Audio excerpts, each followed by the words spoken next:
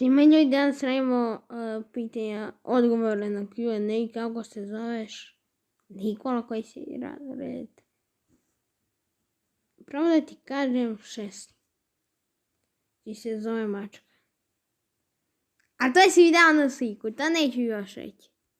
To ću reći tamo kad bude. Gdje živim?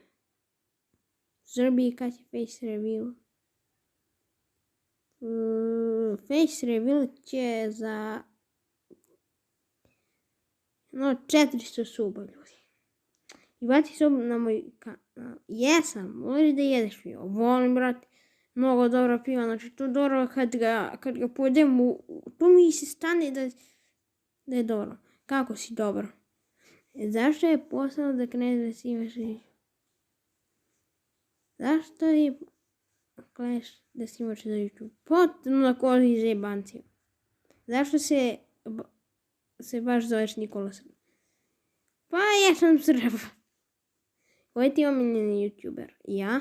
Koji ti je cilj na YouTube da dojem do 1.000.000 suba? Koji ti je omiljeno piće pa sok, jelo?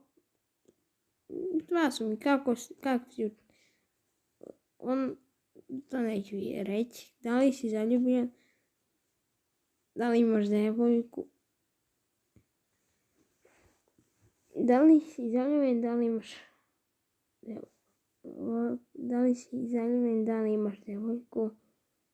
Ne, imam. Da li voliš više Minecraft ili GTA? Ukruši mi mačku. Pa kako je to moja mačka? Jedida! To je moja mačka. To je moja... Nize.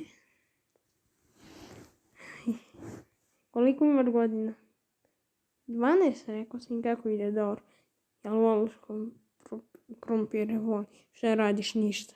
To je bilo to od odgovora za Q&A. Ćao.